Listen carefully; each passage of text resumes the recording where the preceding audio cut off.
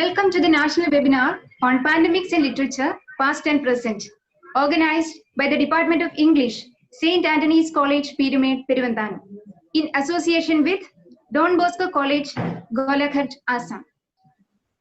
Before we start the program, let me explain how you can talk to us during the webinar. If you have any questions during the presentation, please type them in the question box. I will bring them up during the presentation. E-certificates will be issued for the participants and the link will be provided. Now, let's start the program. I welcome Reverend Dr. Antony Nirapel, the educational visionary and the director of St. Antony's College, Pyramid, for the welcome speech. Father, please.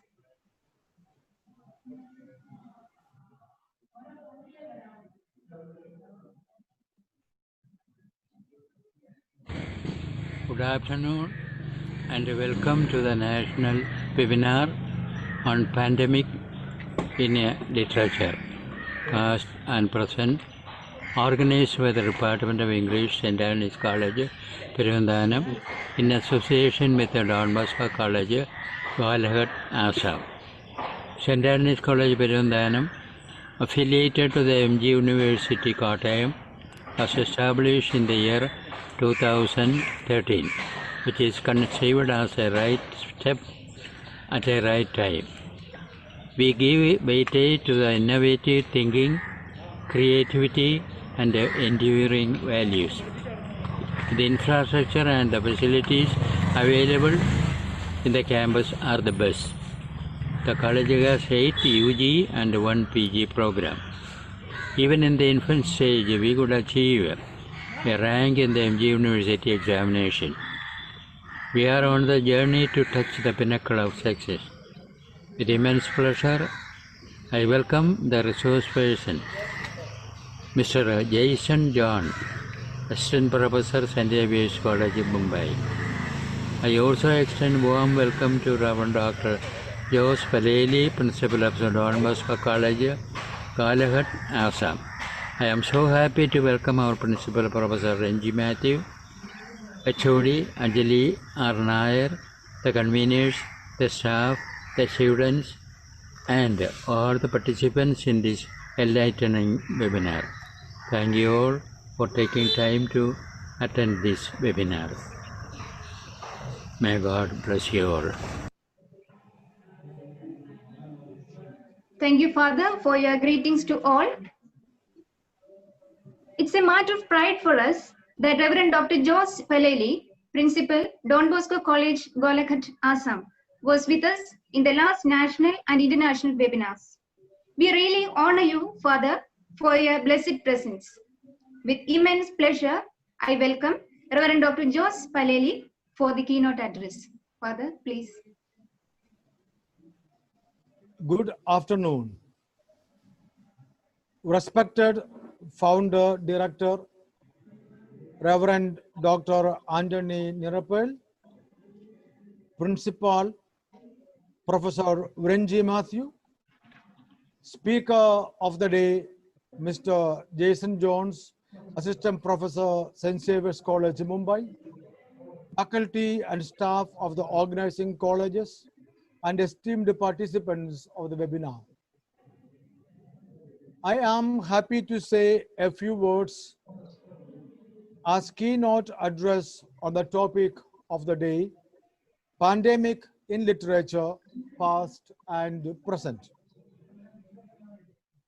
Dr. P.S. Jagdish Kumar, one of the bright minds of India, said in responding to the present situations recently, longer than an earthquake, a pandemic shakes your life and your living. The human history has been steeped in a variety of crises. Epidemics and pandemics form one major chunk of this crisis. It is no surprise, therefore, that pandemic has become a subject of humanities as much as they are of biologists, medical experts, and biomedical situations.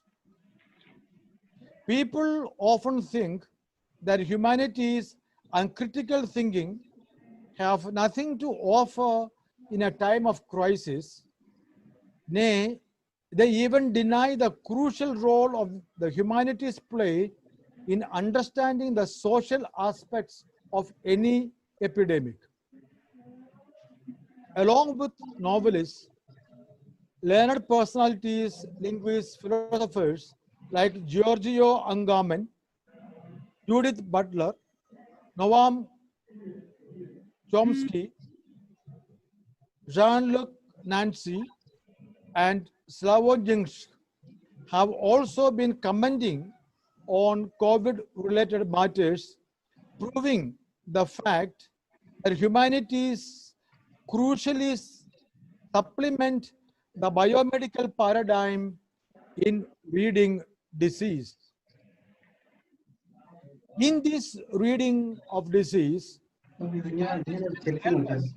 in the scrutiny of societies in the grip of and recovering from pandemics, show how vulnerable populations, ecosystems, vectors, and pathogens have represented the human sufferings since ancient times, whose sufferings are given priority, how deaths of different people from different social, ethnic, and racial backgrounds are presented, and so on. Hence, a study of literature in the context of the present pandemic will elucidate and bring to focus how the humanity survived with much less amenities in comparison with the present, and could shed light into the understanding of present. I would like to conclude by saying with Ali Kondi, the author of young adult and middle grade fiction, that there have been plagues all through history, and that won't end with this present one. Thank you and God bless. Father Dr. George Paleli, Principal, Don Bosco College, Golaghat.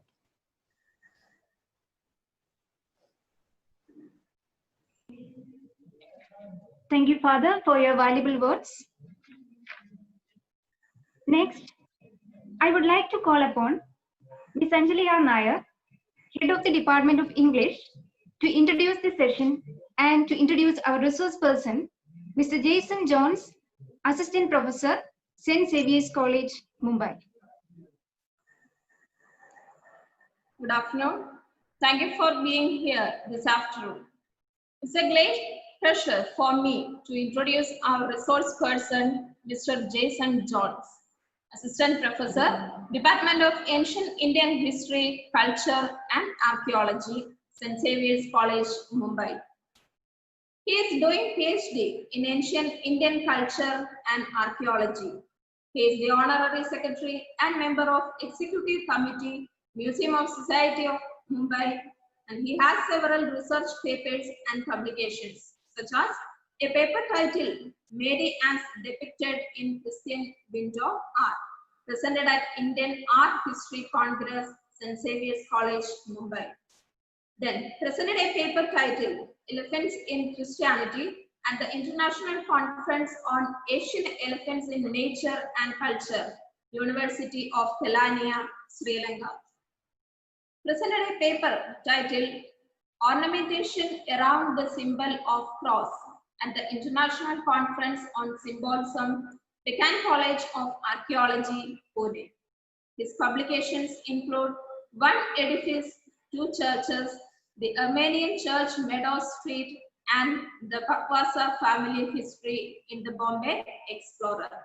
His research interests include ancient Indian history, culture and archaeology, Christianity, mysticism, maritime heritage, education, museology, heritage management, Pali Buddhist studies, architecture, iconography, world civilization, mythology, etc. Today, he will be sharing with us his expert opinion on pandemics in literature, past and present. It's a case study of pandemics in ancient literature and its application in today's world. I consider it a great honor to welcome Ms. Jason Jones. Sir, please. Thank you so much for this introduction. Am I audible? Thank you so much. It's a very big honor, and I'm very grateful to the director, principal, and HOD of the St. Antony's College, as well as the principal and director of St. Don Bosco's College, Assam, for this invite. Firstly and foremost, respected dignitaries, panelists, and guests who are attending this lecture. The COVID scenario has tremendous implications on life. Many of us are in lockdown, and the following lecture will be my few thoughts of pulling through ancient literature, some dating from around 5,000 years before, coming right down to present. Give me 5 seconds to share my screen.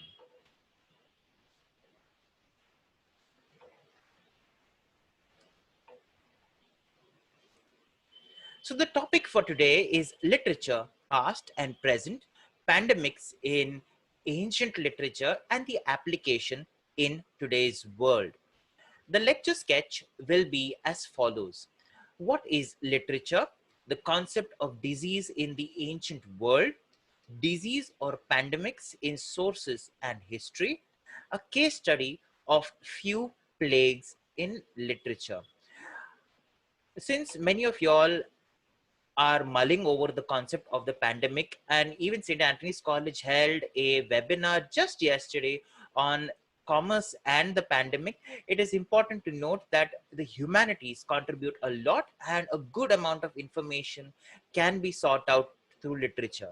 Let's go in quickly to check out what is literature for those of y'all who do not know.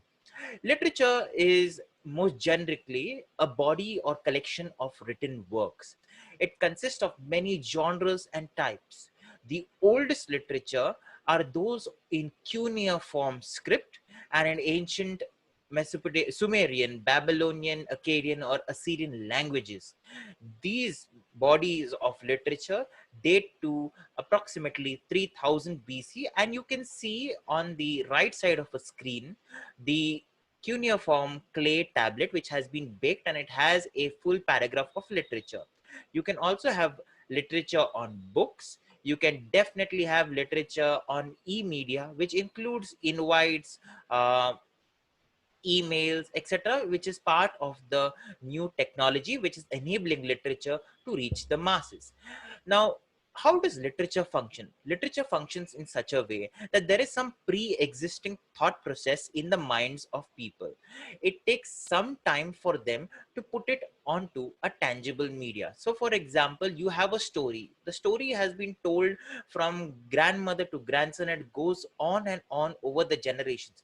Maybe 10 generations down the line, that story is written down, and that is what we call as literature. So there is some pre-existing thought. There is an oral source of passing down information.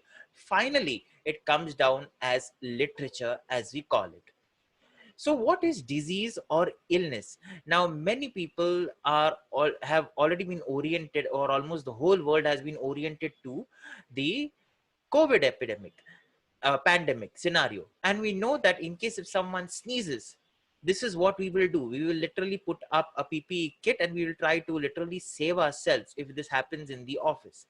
And many offices have hand sanitizing stations, PPE kits, and other safety measures for the public to save themselves from disease. We'll check out what are plagues and the literary implications of the same. In ancient literature, as well as modern literature, we get the notion of disease or illness. In ancient India, we have diseases called as rog, dosha, and badha. I'll go into that in the future slides. there is also the larger concept wherein the disease reaches masses or publics. In that case, it is called as a pandemic, where it infiltrates or infects the whole world. An epidemic when it inflicts a population, or a pestilence or plague. Now, plagues are most heard of in biblical literature, where we hear of the 10 plagues of Egypt. It comes from the Latin word plaga, or megapha, or negef in ancient Hebrew. This means that God strikes. The case studies which I'm taking for the day are the Shitla Mata, that is the goddess of fevers and smallpox in India. Along with this, I'll be taking other international case studies like Apollo, Nergal from modern day Iraq, that is Mesopotamia of the ancient world, the 10 plagues of Egypt, which are present in the Bible, Shakespeare's work, and of course, Buddha in his suttas. This is all be done through literature, and we'll examine them as we go along quickly. In India, we get the concept of rogue. Rogue is disease or illness. And according to Buddhist literature, before Buddha became the Buddha, he was a prince, and he saw four great sights which persuaded him to take up the life of an ascetic. So he saw the first thing, that was a sick man. He also saw a dead person, an old person, and he saw a monk or an ascetic who had no worries altogether. Hence, he took up that particular life. So that was with regard to rogue or disease. This is a depiction from Ajanta, wherein you can see the old man, the corpse, the diseased man. Unfortunately, has been broken down, but yes, that would have been carved at this point. The next is dosh. Dosh is something like an impediment. Many of you all must have done something like a Griya Dosha Shanti, or sanctifying your home from the dosh or impediment which is caused by the Griha Nakshatra. This happens in Indian culture. We do respect these traditions, and we have the Griya Dosha Shanti pujas to calm the house. The next is affliction. Now, many of you all must have watched the movie called as Bhul Bhulaiya, or the other equivalents to it. And we see that the lady, in this case, in the Bhul Bhulaiya movie, that was Vidya Balan, her name was Radha. And the statement goes as such that Radha ko bada hui thi Manjulika ki. Radha was impeded or afflicted by Manjulika, who was the spirit which was possessing her. So that can be also demonic possession or psychological illness. It is part of Bhuta Vidya. Bhuta Vidya is a branch of Ayurveda, again a literary corpus, which I will talk about a bit later. So this, we have examined the types of disease that were spoken of, at least in the ancient Indian world. Uh, let us examine what the Ayurvedic literature talks about illness. All of these texts are dated to the first millennium BC to the first millennium CE till their final form. Some of them include Charaka Samhita and Sushruta Samhita, which I have taken over here. I have mentioned the quotations and the words. Let's take them one by one. The first is Angan tu Jwar. Okay, Jwar meaning fever. So that means it is a bodily fever which is affecting you. And we definitely know that even the symptoms of coronavirus is a heavy bodily fever. The next is Bhuta Bhishanga. Bhuta Bhishanga can be translated as invisible illness. And we know, of course, that viruses are very, very small. They can't be seen and they afflict people.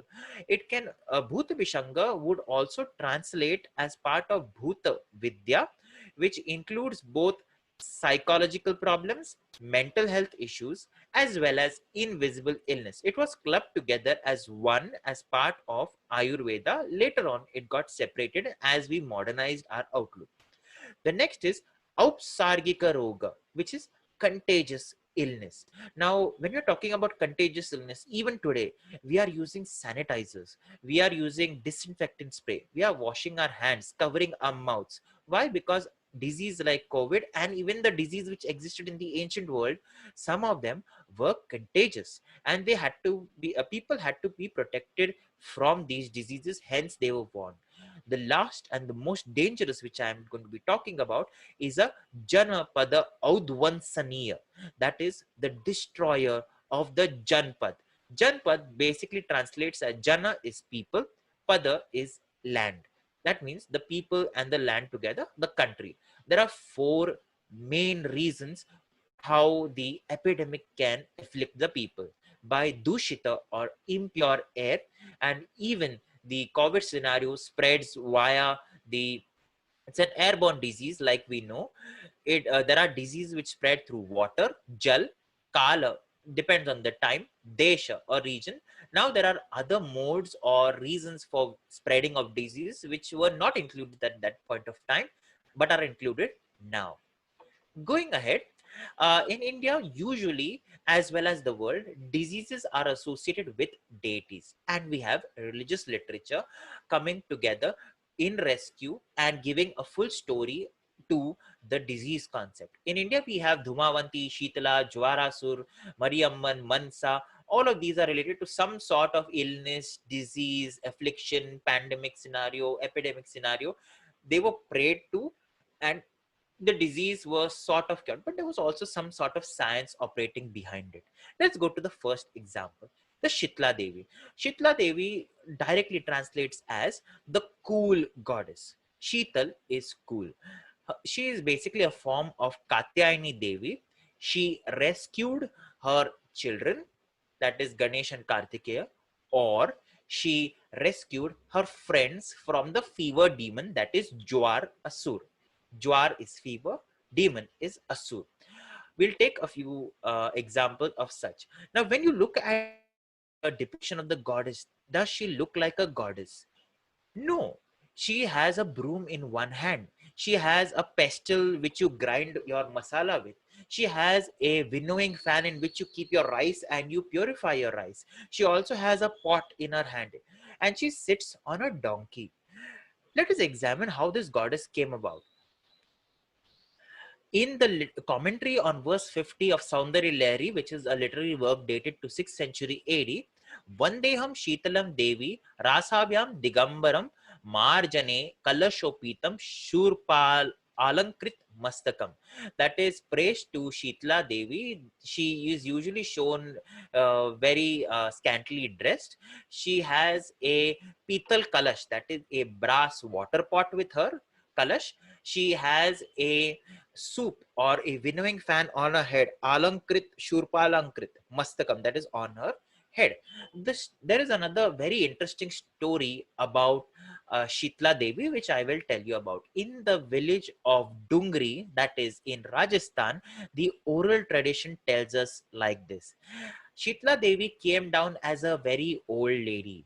She was searching the village of Dungri to see if there was a temple dedicated to her.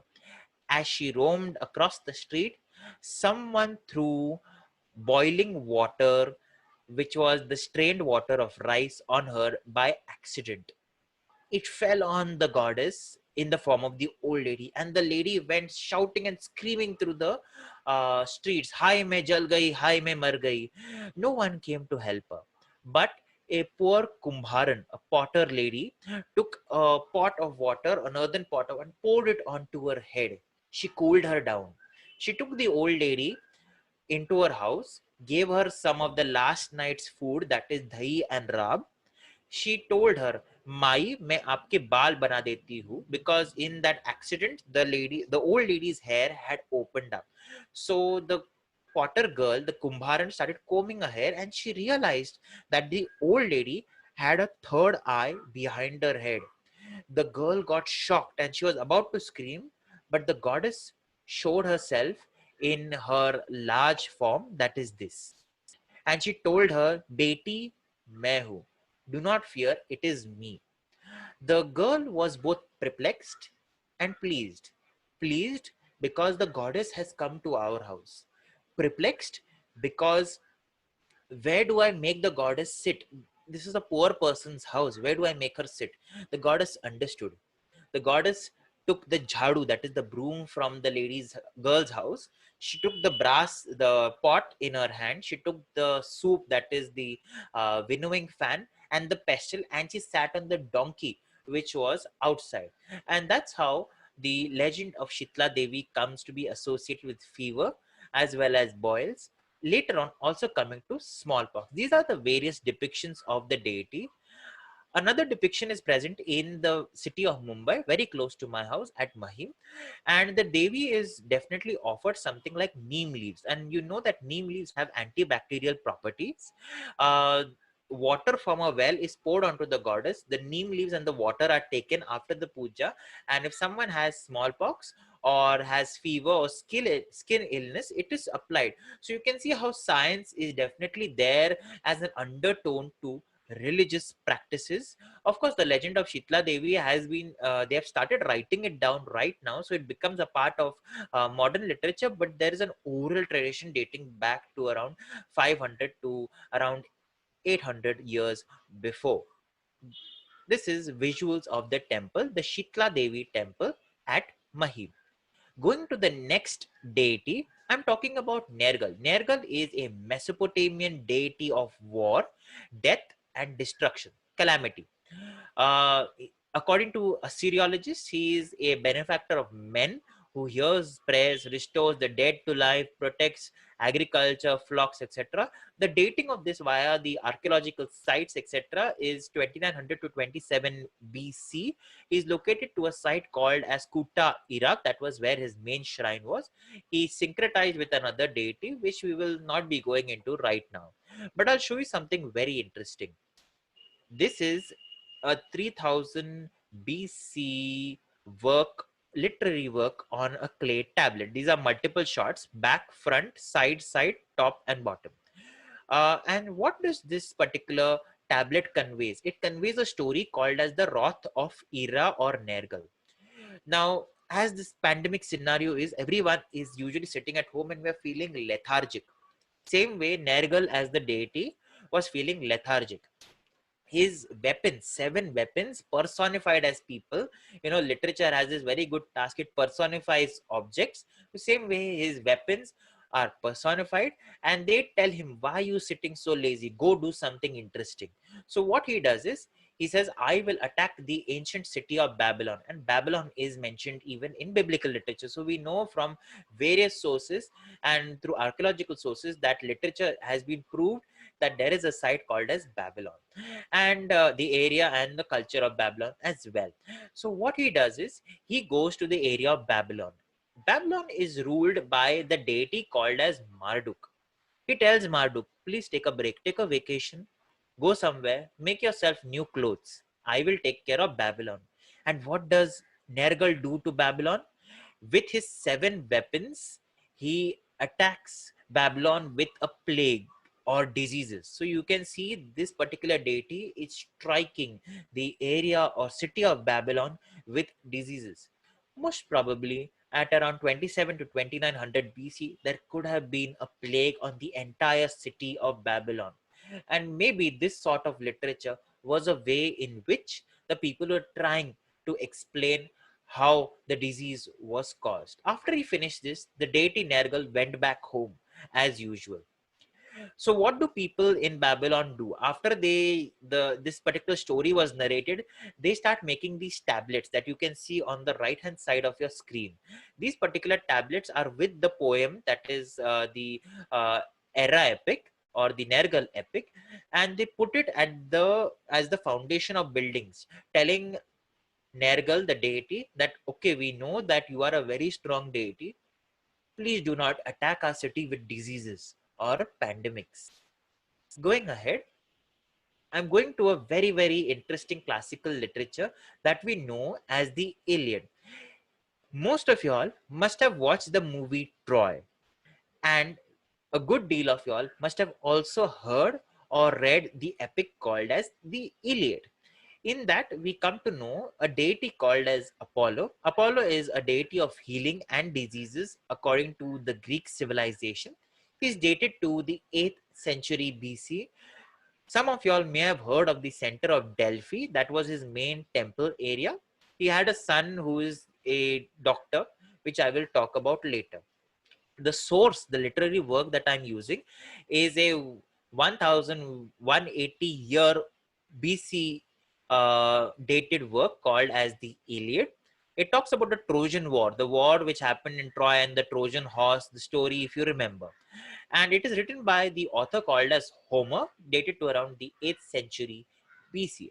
Let us examine this work, at least one quotation. This is the depiction of Asclepius, which is Apollo's son, and you can see the medical symbol. Many doctors have this on their cars or on their visiting cards, etc. So this is the actual symbol for doctors. This is the commercial symbol, which is sometimes misinterpreted. This is the Iliad, chapter 1, going through a few of the verses. What happens in the Trojan War is as such. The area of Troy is at war with the other groups. The other groups are led by a person called as King Agamemnon. Now, Agamemnon, as part of war, you know that everything is fair in love and war. Okay, so Agamemnon with his forces capture a girl. This girl is the daughter of Chryses. Chryses is the high priest of Apollo. Okay, so what happens is in these verses, it is said that thus did he pray. That is, Chryses, the high priest, prays to Apollo, and Apollo hears his prayer. What is his prayer? Please free my daughter and attack those who have imprisoned her. Okay, and Apollo hears that, God hears the prayers of the high priest, and he comes down. He came down furious from the summits of Olympus with his bow and his quiver upon his shoulders, and the arrows rattled on his back with the rage that trembled within him. He sat himself down away from the ship. Agamemnon and his armies were on ships, and with his face as dark as night, and his silver bow rang death as he shot his arrows in the midst of them. First he smote the mules and their hounds, but presently he aimed his shafts at people themselves, and all day long the pyres of the dead were burning. For 9 whole days he shot his arrows amongst the people. Let's give some sort of logical perspective to this. When we look at, let's compare this also to the coronavirus. The coronavirus has supposedly been spread via an animal host to human beings. That is what we call as the process. In science, it's called as zoonosis. Okay, the animal is the carrier. It could be a pangolin, it could be a bat. And you can see over here very, very clearly, okay, that literature is telling us that first this is a 1180 BC dated literature incident which they're talking about, and it's clearly telling us that first the disease spread or something happened to the mules and the hounds, that is the carrier animals and the pets of the people. Then it spread to human beings. The literature, though it can be dismissed as a myth, though it can be dismissed as a story, is giving us a very, very important clue of zoonosis, a concept that the disease is spreading from the animals to the people, and they were burning the pyre or cremating the people in order to maintain hygiene. This happened for around 9 days. You know, the disposal of the dead, specifically in a pandemic scenario, is very, very important, and it is precarious also, because what happens is that you have heard of the various stories that people are not offered burials. You have to go in small numbers so that the disease does not spread to you, or you have to either cremate with safety or bury with safety so that disease does not spread. And for 9 whole days they were burning the dead. So you can imagine they're talking even about the disposal of the dead. Similar situation is happening today, and we most probably ignored that scientific facts are there in literary works which are usually dismissed as stories. These are paintings depicting Apollo shooting his arrows to the animals. You can see the animals are dead, and then it spreads to the human beings. Very, very clear case of zoonosis. Going ahead, a very, very hot topic amongst historians, archaeologists, etc., are the plagues of Egypt. The plagues of Egypt were 10 in number. They are mentioned in Exodus chapter 7 to 10. The literary work dates to 6th century BC. It talks about a conflict between Moses and the Hebrews, Moses is trying to liberate them from the slavery, and they have been enslaved by Pharaoh, who is part of the Egyptian group. So there are two conflicting groups. The literary and the archaeological evidences conflict with each other because the name of the pharaoh is problematic. There is no evidence, archaeological evidence, for this pharaoh doing whatever he is said to have done in the plagues. Maybe the names or the candidate pharaoh is wrong, Okay, but there are other candidates who are Egyptian pharaohs who can be the pharaohs of the plagues of Egypt, which other scholars and archaeologists are talking about. That is not part of this talk right now. But the literature does have a very, very good scientific connect. Let's go to each of the plagues one by one.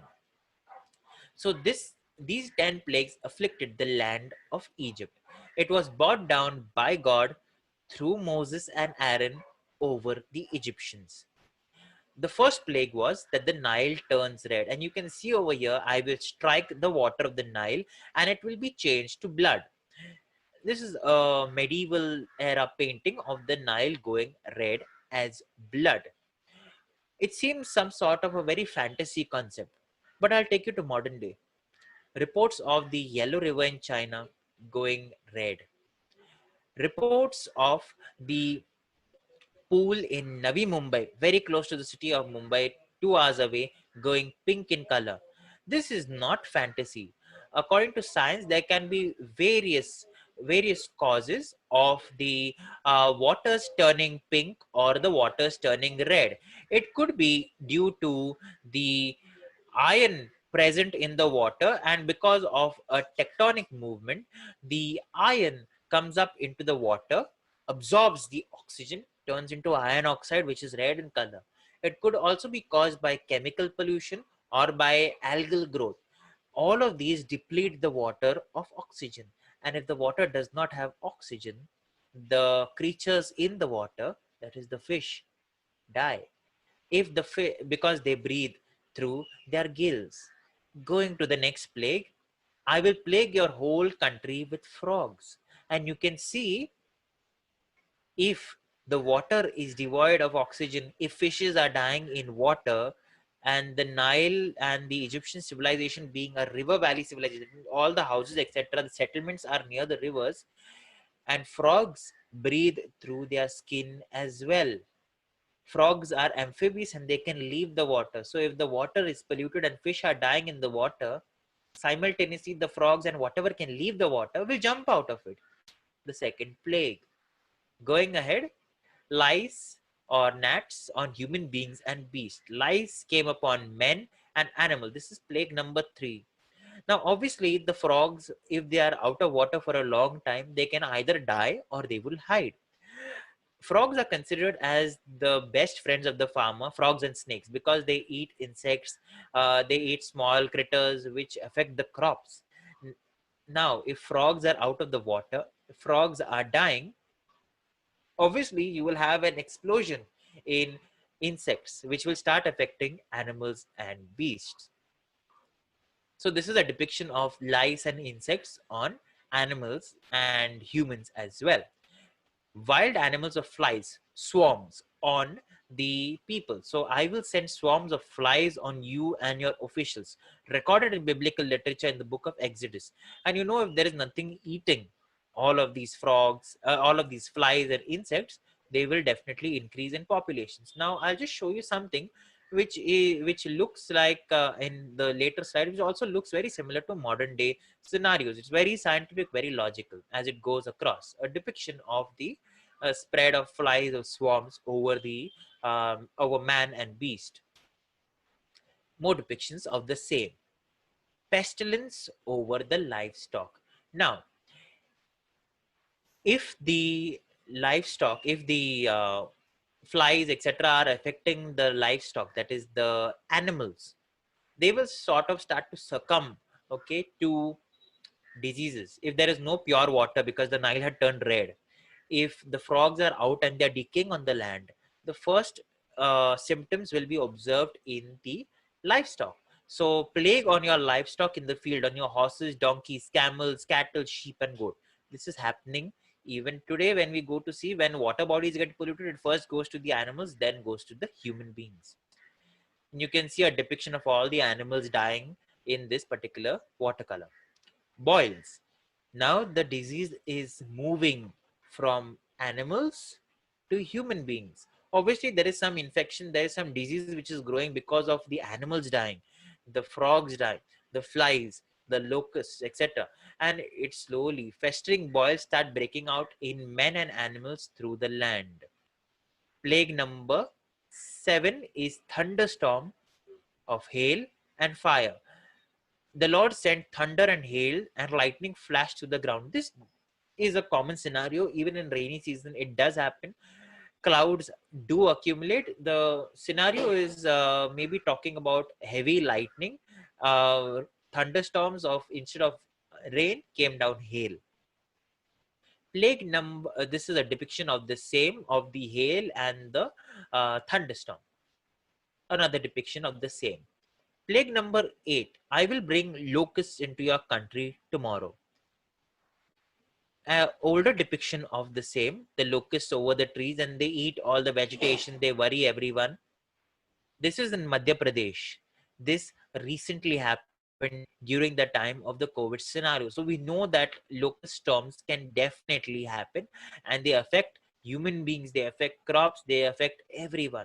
So it is not something illogical that the Bible as a literary work is speaking about.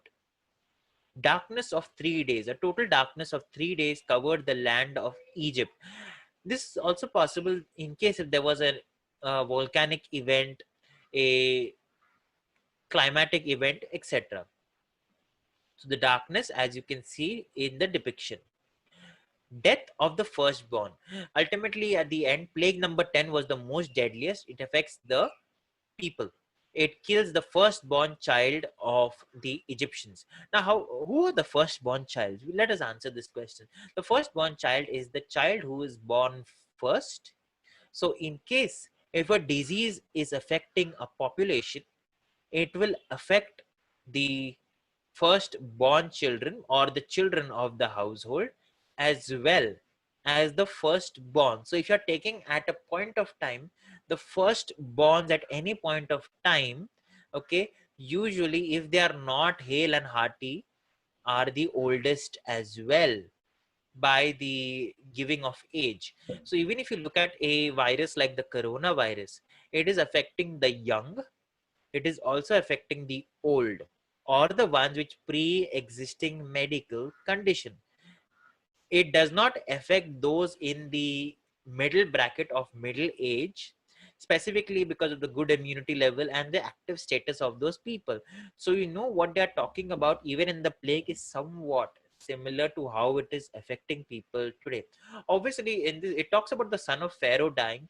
Now the Pharaoh in question, who is Ramesses II, had more than 21 children by the time he was 21, and he didn't care even if more than 10 of his children died, because there were many children and many of them did die due to old age. He died, Ramesses as the Pharaoh died in his 80s. So you know that he was quite old and he was not at all bothered about one child dying. So they've got the Pharaoh candidate in the Exodus as wrong.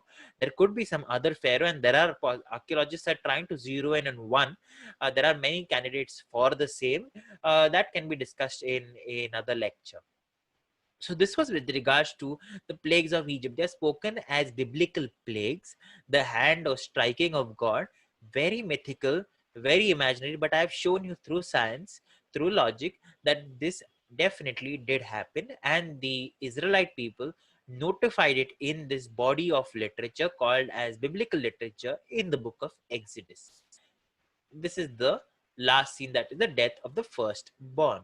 Going ahead, since you all are literature students and literature scholars, it is important to take at least one of the classics into play, that is classic English literature. We take in the case study of William Shakespeare, 1564 to 1616, an English playwright, poet, and an actor.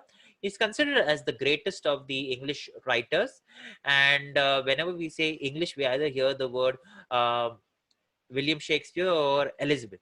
That is referring to the Queen. He has multiple works to his honor, and I'm taking the literary work, that quotations from Romeo and Juliet. Romeo belonged to the family of the Montag, and Juliet belonged to the Capulet family. And both of these families, in a way, did not want the couple to get married.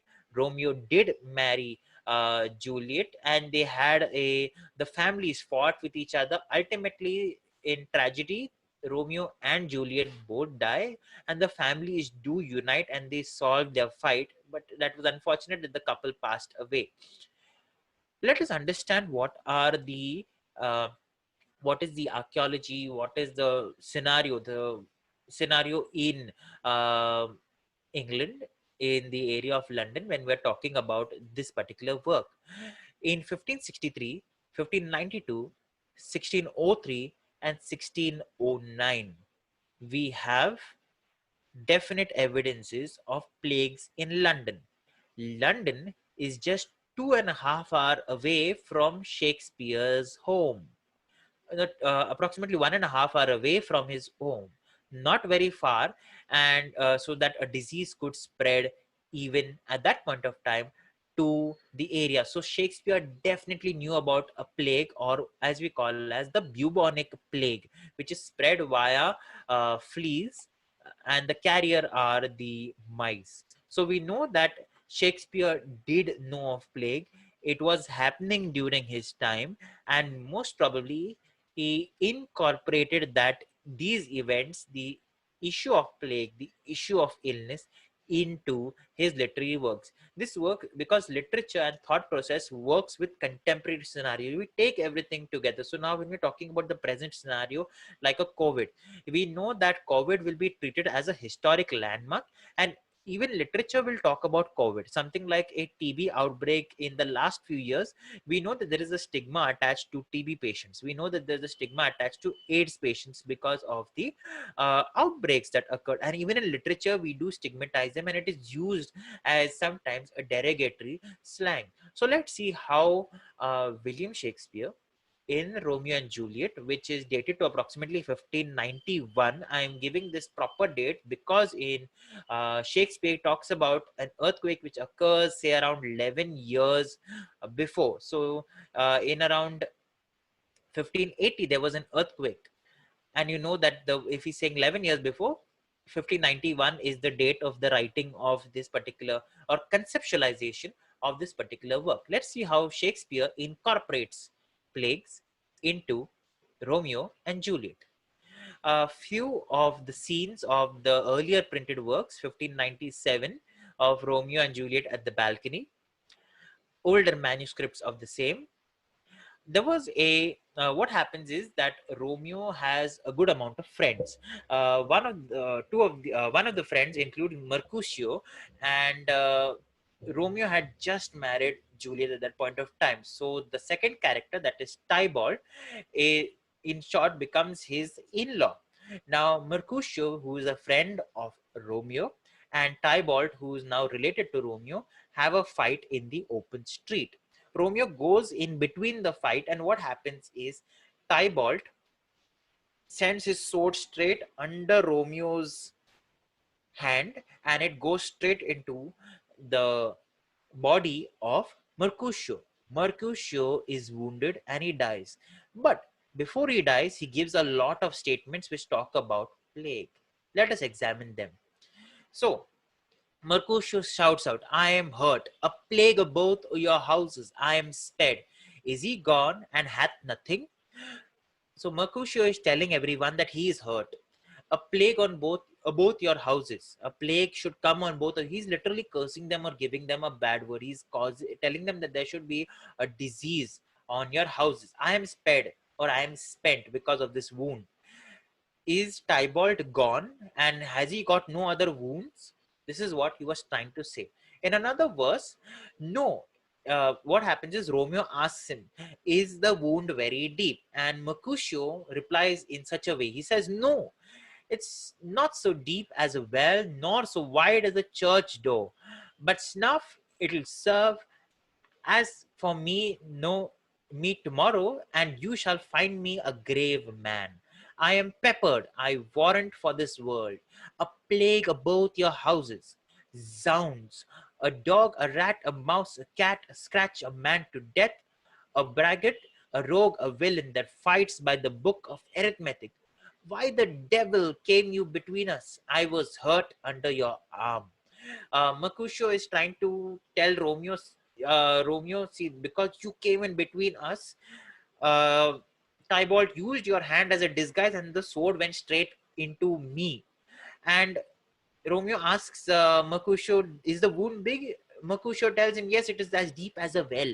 It is as wide as a, it's not as wide as a church door, but it will serve. Tomorrow you shall see me as a grave man. That means I will be serious or silent, and obviously I will be in the grave. Another verse from the same act, that is act number 3, scene 1, talks about this. Mercutio tells me, help me into some house. That means he wants to be taken to some place safe. Benvolio or I shall faint. A plague of both of your houses. He's still afflicted and he's still cursing. They have made worms meat of me. I have it, and soundly to your houses. They have made worms meat of me, meaning that this person is a Mercutio is about to die, and he will be in the grave where the worms will be eating him. So he's definitely using the pun on words to show his agony as well as his sarcasm, but he's using a very, very important curse. He's calling a plague, basically the London plagues or the bubonic plagues, over people in this particular act. So you can see how Shakespeare has directly involved the current scenario of the plague epidemic in London into his works. Another act, that is from 5, act number 5, scene 2. What happens is Romeo and Juliet are married. They are separated by the families. Juliet takes a sleeping potion and is put into a crypt by the family because the family thinks she is dead. The friar John, he's supposed to go and give this note to Romeo, who is at Mantua, and tell her come and rescue her in the night, and she will become awake. She's just under a sleeping potion. So Friar John is supposed to go and tell this to Romeo so that Romeo can come and rescue her. So when he's trying to go out, but he's not able to, Friar John comes and tells his other friend, that is Friar Lawrence, going to find a barefoot brother out, one of our order, to associate me. He was trying to find another friar who could go with him by foot to give this particular message. Here in this city, visiting the sick and finding him, the searchers of the town, suspecting that we both were in a house where the infectious pestilence did reign, sealed up the doors and would not let us forth. So that my speed to Mantua was stayed. So you know that Friar John tried to go to Mantua. He was not able to go to Mantua. He was locked up in a place because the authorities, the searchers came. They knew that the area was afflicted by plague, and this is what they used to do in London. They would seal up the locality, board up the windows and doors, and not let anyone out if the area, the village, the city was afflicted by plague. And this is very similar to the conditions that we see today. So the searchers, in this case the doctors, come and they have a look at you. If you're showing symptoms, the police lock up the full locality and it is sealed. So similar, very similar scenario is being played out in the literary work of Shakespeare, that is Romeo and Juliet, and it is similar to today's COVID scenario. Now I'll take the last case study for the day, that is the Buddha and two suttas. Now, who is the Buddha archaeology? Archaeologically speaking, the relics of the Buddha, that is ashes and bones, have been found. They have been found in contexts of monuments called as stupas or other monuments.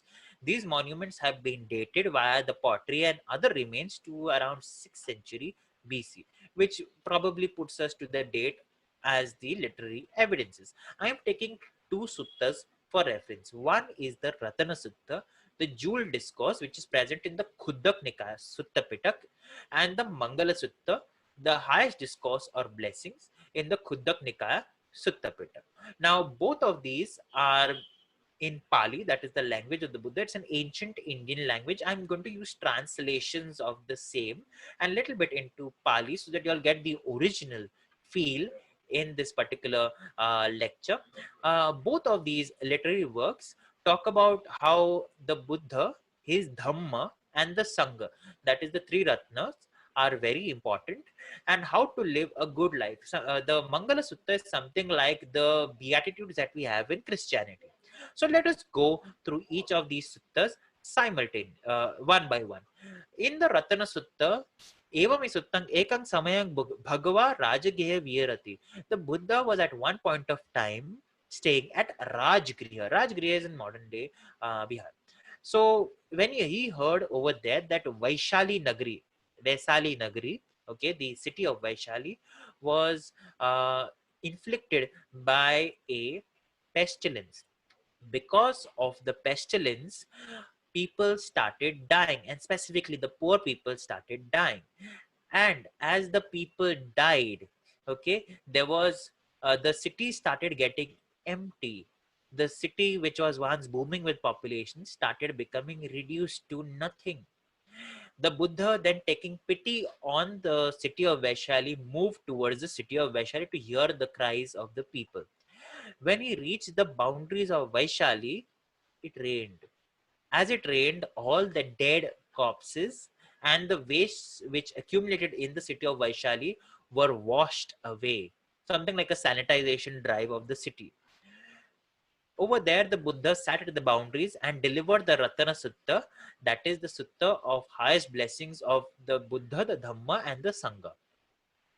He then told his favorite disciple Ananda to take water from his begging bowl and throw it upon the land. When he put the water over the land, the ghosts, the demons, and the pestilence were exorcised off that land. And the Buddha established himself in that place, gave the Ratana Sutta once again, and the city of Vaishali prospered. So this is rhetoric, and the city of this is the commemorative stupa at the city of Vaishali 1. This is the original stupa where the relics of Buddha were kept. This is stupa number 2, and they are both dated to 6th century BC via archaeological remains, and definitely the literature talks. The Ratana Sutta is definitely talking about a pandemic scenario which occurred, which almost killed the city of Vaishali away. Going to the next sutta, that is the Mangala Sutta. I'm applying this Mangala Sutta of how to take COVID scenario in a very holistic way. Just as we have the Beatitudes in Christianity, we have the Mangala Sutta in Buddhism, which can be used for holistic living. Let's look at it one by one, verse by verse. So the first, I'll go through all the verses. The first verse is, many deities and men yearning after good have pondered upon the blessing. Pray tell me the greatest blessing. They are asking the Buddha, how do we live a good life? How do we live a blessed life? Bahudeva manusaccha mangalani achintayum akankamana sotanam bruhi mangalam uttamam. This is in original Pali. Going ahead, this is one of my favorite verses and I dedicate it to my teachers as well. In original Pali, it goes as such. Asevanacha balanangcha panditanangcha sevana puja cha pujaneyanang etang mangalam uttamam. Do not associate with the foolish, but associate yourself with the wise, and to honor those who are worth honoring. This is the great blessing. Basically, you adhere to instructions of the wise people. Students, you should listen to the instructions of your teachers, of your principals. They are also trying to handle this scenario. They are also in a moment of conflict. Citizens have to listen to either their local governments, the doctors, the state, the central government, and the rules and regulations which are put into place. What are the rules and regulations which are put into place? Greet people with a wave or namaste, avoid handshakes, avoid touching your face, eyes, nose, mouth, etc.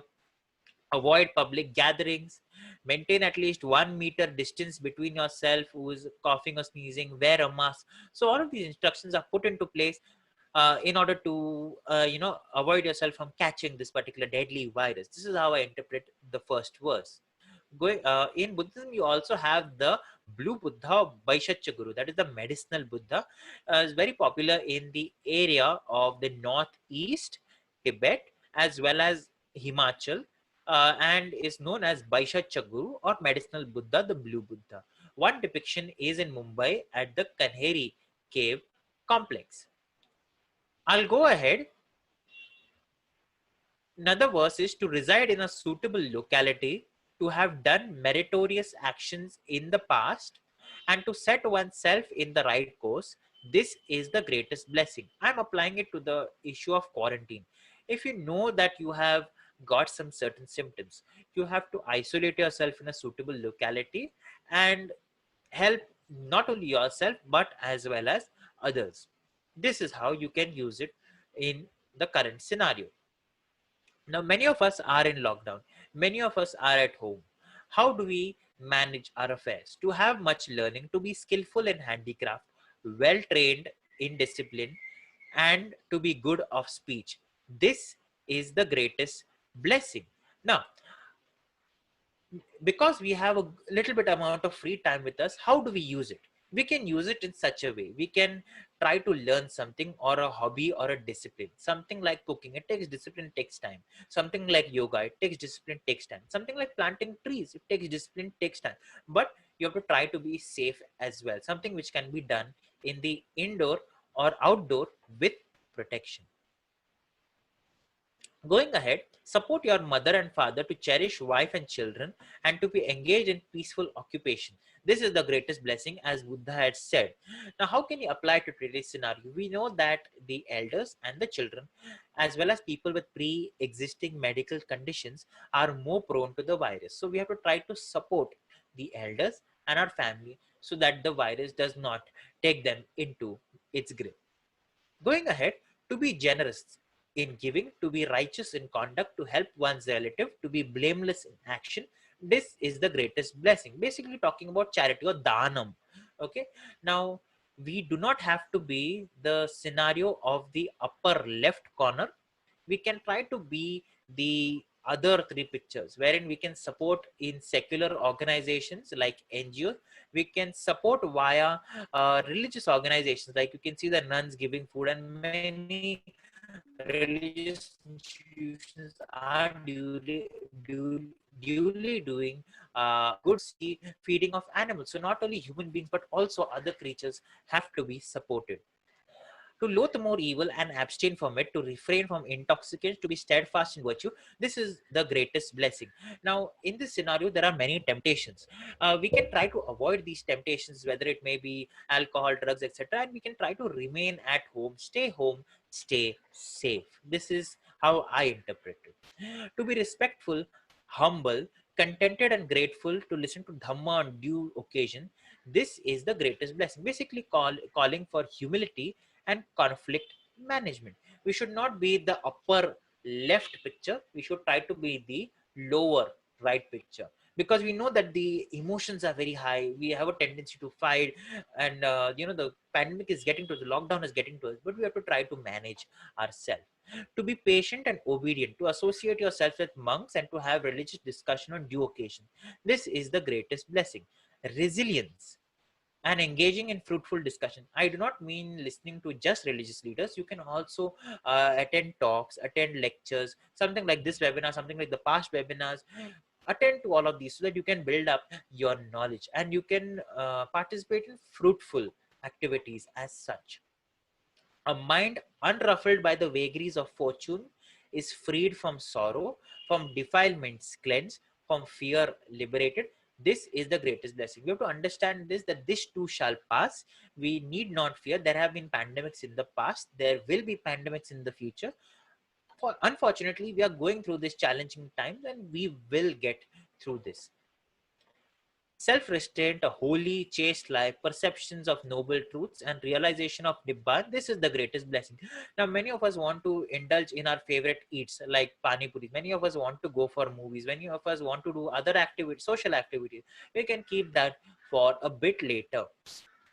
Those who thus abide ever remain invincible, in happiness established. These are the greatest blessings. So if you follow these simple things and apply it to normal life, definitely we can get through this. So this was my way of summarizing how literature had an impact, documented pandemics, and definitely can be used to manage the present pandemic in a good way, in a holistic way, uh, in the current scenario. So we can sit at home and save the world, definitely, but we can also have physical distancing and do something positive. So I end my note with a gratitude to all the distinguished dignitaries from St. Antony's College, which includes the director, principal, the HOD of the English department, and the principal of St. Don Bosco's College in Assam, the respected students, lecturers, guests, and everyone attending this lecture. I can be contacted at the following email address, and I think it's time that we can open up the floor for question and answers. Thank you so much.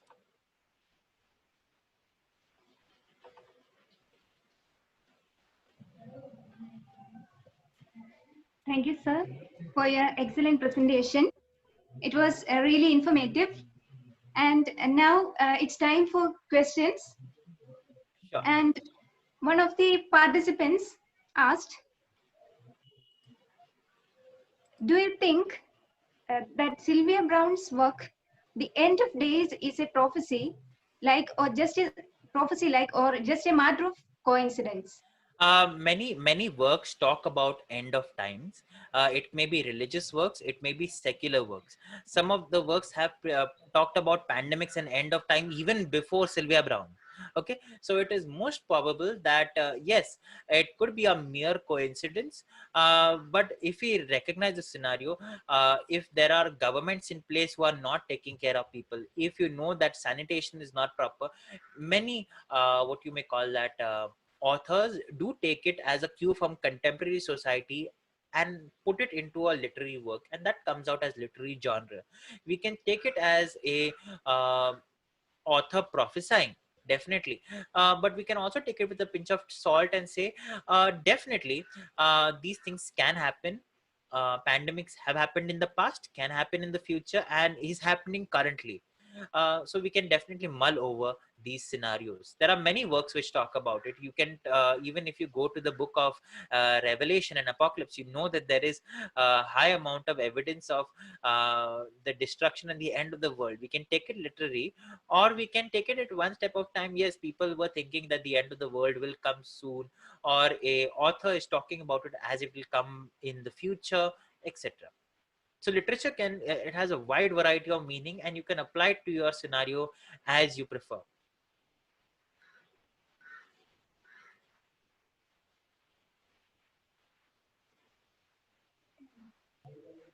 Okay, thank you, sir. It was really interesting and it was really informative. The questions are over. Thank you. Okay, Thank you so so much. Thank you. Yeah. Thank you, sir.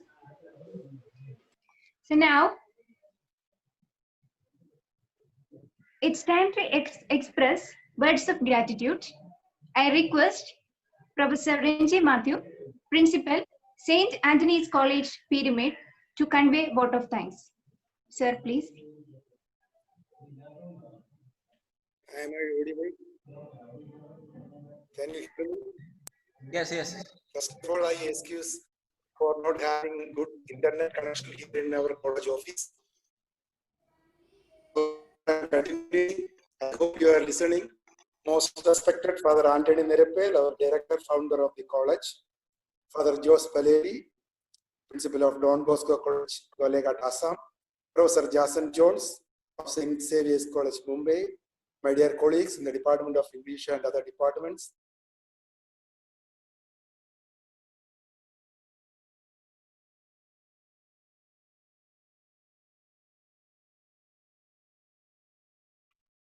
Ongoing crisis, the COVID in a way,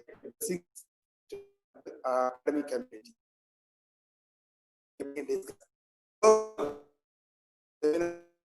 Is being organized extensively and conveniently easily.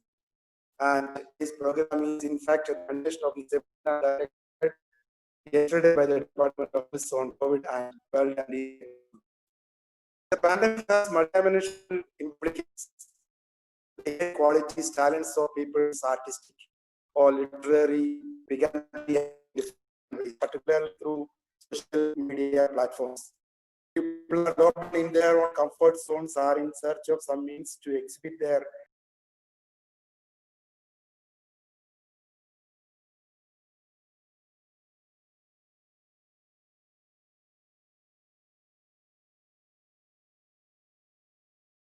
in a most effective way, and beautiful paintings, melodious musics are produced. In other words, creativity is unleashed. And we see in history marvelous works of art and literature, or even scientific inventions are produced during the time of stress. Now, the time of cholera was impossible without the disease. And Vishwakarma of the Malayalam novel is not only the story of migration, but also the fight of the poor people against the epidemic, namely Vasuri, or a kind of smallpox. And we have numerous examples. Today, seminar is also in the context of the pandemic and its related issues. St. Antony's College is grateful to the Department of English for taking up the challenge in organizing a seminar.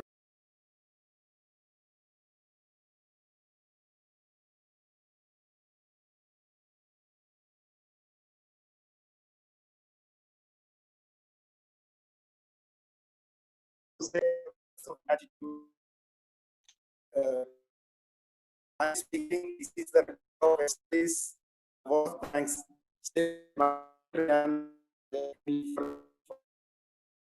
And your director for college, every member of our college supports all the academic initiatives of the college. This seminar is also the result of his special interest. He finds time to listen to the talks. Father, St. Antony's College, Peruvanthanam, is thankful for your timely welcome speech and welcoming the guests and participants of this seminar. This is the third time in a row that I'm thanking for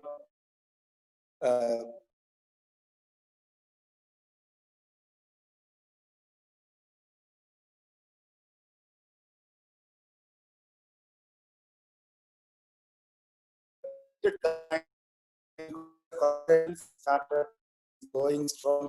We hope to do this in future also. St. Antony's College is grateful to you for your support extended to us. We thank you also for the felicitation, not actually felicitation, but the keynote address in which you exhibit your much in the topic listed above. We have just listened to the illuminating lecture of pandemics and literature. Truly speaking, I and many of you might not have thought about such a thing before. It is our esteemed speaker, Professor Jason Jones, suggested the topic to us. Quoting extensively from history, mythology, the Bible, and literature, he did justice to his subject. And the intervention of the delegate also is ample proof to that. As we know, Professor Jason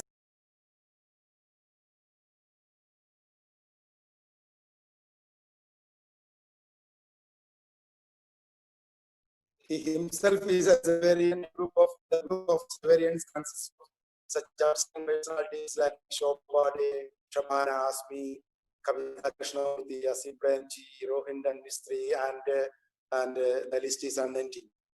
And I am personally thankful to Professor Jason as teacher of my son also, who is studying in St. Xavier's College, Mumbai for his BSc, and his cross-discipline subject is ancient Indian culture, and Jason is his teacher. Sir, we are greatly indeed blessed by your presence and wonderful words.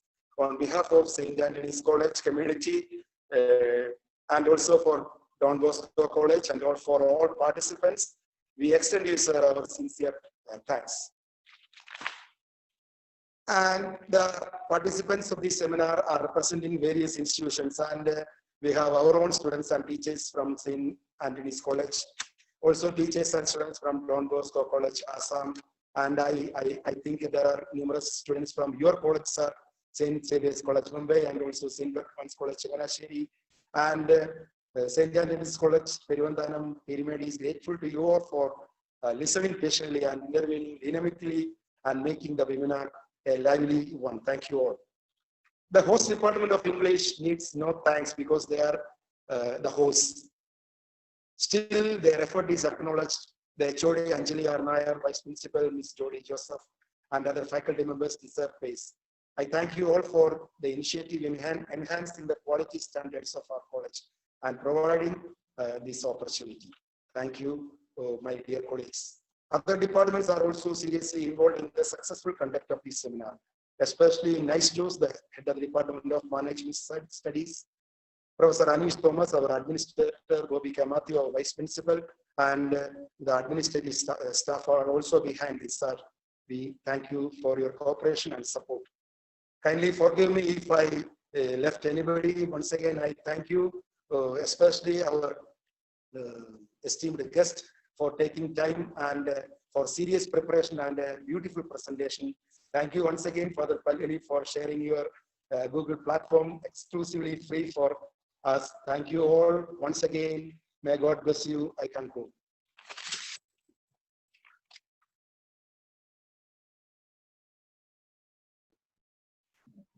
Thank you, sir.